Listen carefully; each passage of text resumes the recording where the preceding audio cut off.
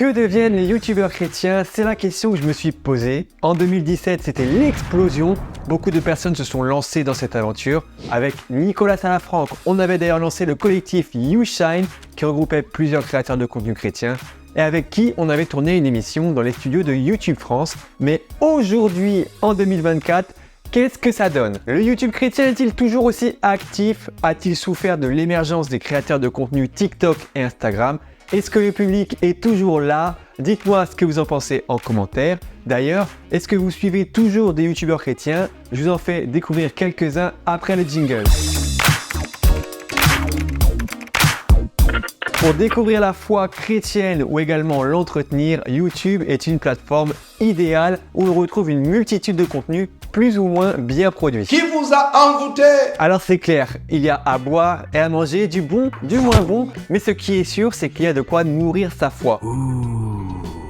Il y a les chaînes des églises qui postent des prédications, MLK, ICC, Paris Centre Chrétien, La Compassion pour les plus connus, les chaînes de médias comme Il est écrit, EMCI TV ou Évangile TV, et les youtubeurs, des particuliers qui proposent un contenu plus personnalisé, plus naturel que celui des églises ou des médias, un contenu auquel le public peut s'identifier plus facilement. La proximité, c'est ce sentiment que l'on a lorsque l'on regarde des chaînes de youtubeurs.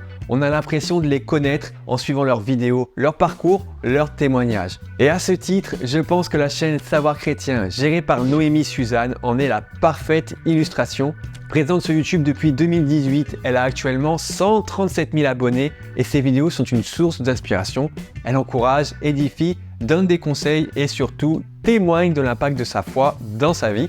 On suit ses aventures depuis ses études jusqu'à son mariage récemment. Quelque part, c'est comme si c'était une amie proche. Pour info, elle a sorti un livre intitulé 30 jours de marche avec Dieu et un bullet journal avec les éditions première partie. Parce que je le crois, au nom de Jésus, cette année va être une année où votre relation avec Dieu va aller encore plus profondément et où vous allez impacter ce monde au travers de l'amour de Jésus-Christ, au travers de la lumière et du sel que vous êtes. Quand on vient sur YouTube, c'est pour regarder des vidéos longues. Généralement, on est plus attentif que sur TikTok ou Instagram où on passe plus facilement d'un contenu à un autre. C'est la grande différence avec les autres plateformes. L'engagement de la communauté d'un YouTuber est plus importante que celle des autres plateformes.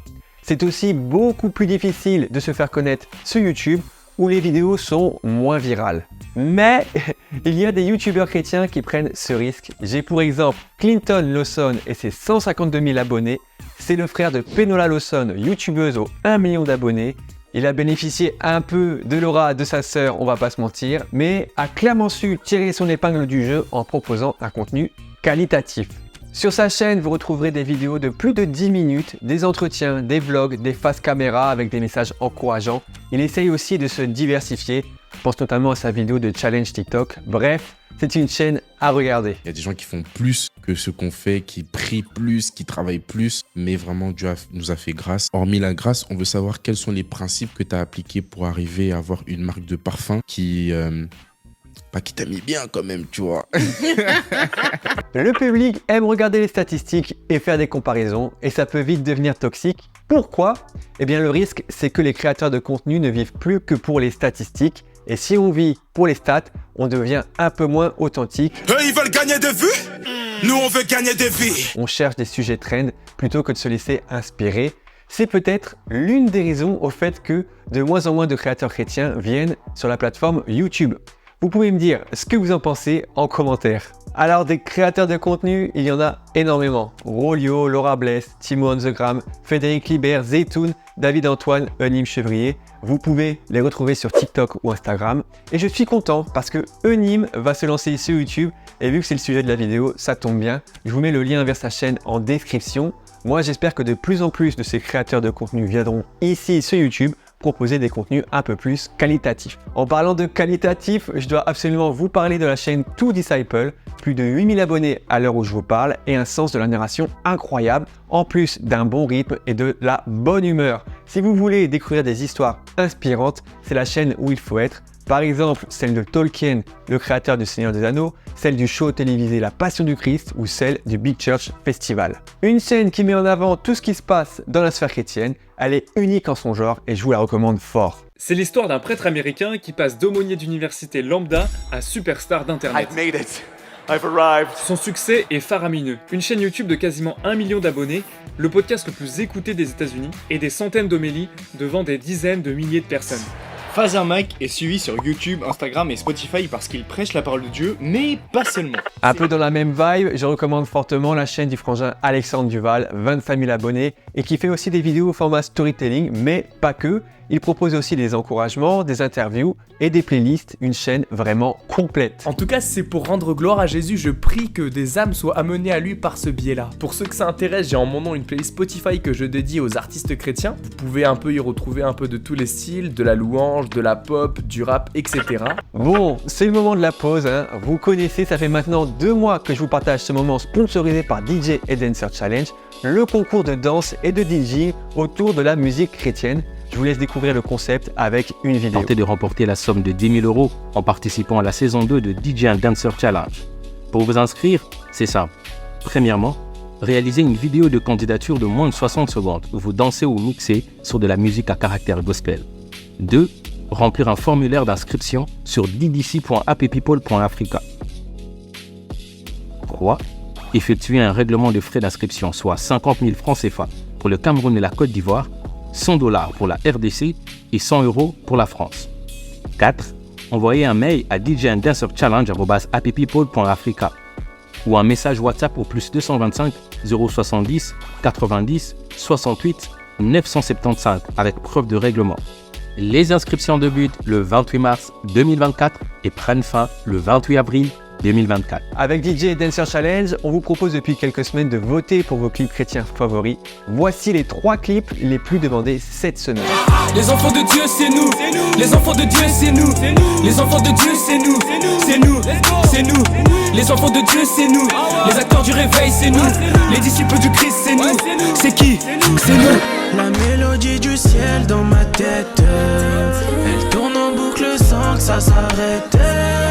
Il m'a montré tout son amour et m'a récupéré de là où j'étais perdu. C'est devenu mon repère. Je suis fier de toi, mon Dieu.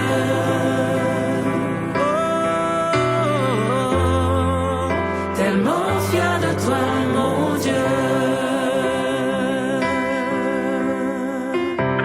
Merci à ceux qui ont participé cette semaine. N'hésitez pas à venir sur ma page Instagram pour les prochains votes. Généralement, ça se passe le mercredi. On retourne à notre affaire de youtubeurs. Les pasteurs et prêtres sont aussi sur YouTube. J'ai commencé YouTube en même temps que Nicolas Salafranc de la chaîne Quoi de neuf Pasteur, qui était le pionnier du genre en France. J'aimerais parler aujourd'hui de 5 fausses théories sur Jésus que l'on peut trouver notamment sur YouTube. J'ai lu énormément d'articles contradictoires, vu beaucoup de documentaires sur le sujet et j'ai même lu la Bible à plusieurs reprises. Commençons sans plus attendre avec le mystère de Judas. Depuis, il est un peu moins actif et le milieu catholique a rattrapé son retard à ce niveau avec de multiples représentants ecclésiales.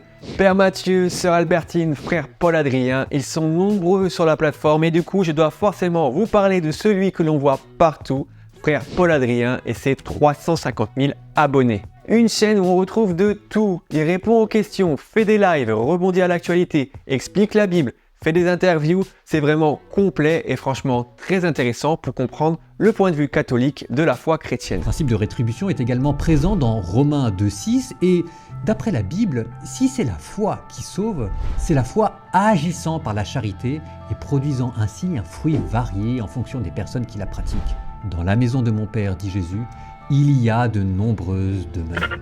Dans le registre catholique, on retrouve également le Catho de service ainsi que la chaîne Amen. Voilà, ces 2 recommandations en plus, ça c'est cadeau. Saint Augustin, avant de devenir un grand-père de l'église, il faisait juste n'importe quoi. Et le mieux, c'est que des figures marquantes et des saints comme ça, il y en a à l'appel. S'il y a un format qui cartonne en ce moment, c'est le podcast. Et ça illustre parfaitement le pourquoi on est sur YouTube, c'est-à-dire la recherche d'un contenu qualitatif, instructif, où on va se poser pour écouter. Dans ce sens, j'aime beaucoup ce que propose la chaîne Tracy Gospel, qui aura bientôt 1000 abonnés. Elle propose des interviews d'artistes, et quand je dis interview, c'est vraiment de l'interview. Les questions sont préparées, c'est pertinent, elle connaît le sujet. Ça change des autres interviews du milieu gospel, je recommande fort. Et t'as dit à un moment donné, un jour on fera un Bercy, ou peut-être pas, en vrai j'en ai rien à faire, tant que je suis dans les voies de Dieu et que des vies sont sauvées au travers de mes récits. Ouais. Ma question c'est, il y a un Bercy qui est prévu dans pas longtemps ou pas? Non, faut nous dire, on va s'accrocher. Je recommande également la chaîne d'un artiste qui est passé au format podcast, Axel Lévy. Il a pour l'instant sorti 2 vidéos sur ce format, mais c'est déjà 2 bangers certifiés, une sur son témoignage et une sur son couple en duo avec sa femme. C'est vraiment intéressant et encourageant, c'est pour ça que je recommande. D'ailleurs, le premier podcast d'Axel Lévy est animé par Mrs Naomi, une youtubeuse de longue date aux 117 000 abonnés. Je suis sûr que sa chaîne plaira aux femmes qui regardent cette vidéo, avec notamment des formats storytime. Une storytime de comment j'ai failli emmener mon patron au prud'homme. Pour finir, évidemment, il y a ma chaîne. Ici, je parle essentiellement de musique chrétienne, mais ça m'arrive aussi de changer de sujet. En tout cas, ce sera toujours articulé autour de la foi chrétienne. Si vous me découvrez, n'hésitez pas à découvrir mes autres vidéos. Et c'est le cas pour Bart Millard, leader du groupe Mercy Me et auteur de la chanson certifiée quadruple disque de platine I Can Only Imagine. Je vous raconte son histoire dans cette vidéo. Je pense que les youtubeurs chrétiens ont encore de l'avenir ici. Il faudra sûrement passer par de l'investissement en proposant plus de contenu produit avec du studio par exemple, ou des formats plus originaux, des fit and fun par exemple. Je dois dire que j'ai hâte de voir ce que Dieu nous réserve à l'avenir pour ce média et j'espère que vous serez de la partie. Produire du contenu chaque semaine pour YouTube, c'est un gros travail. Alors vous pouvez me soutenir par des dons en devenant membre de la chaîne, mais aussi et surtout en likant ce contenu, en vous abonnant à la chaîne et en activant la cloche. J'espère que vous avez passé un bon moment. Je vous dis à bientôt. Ciao!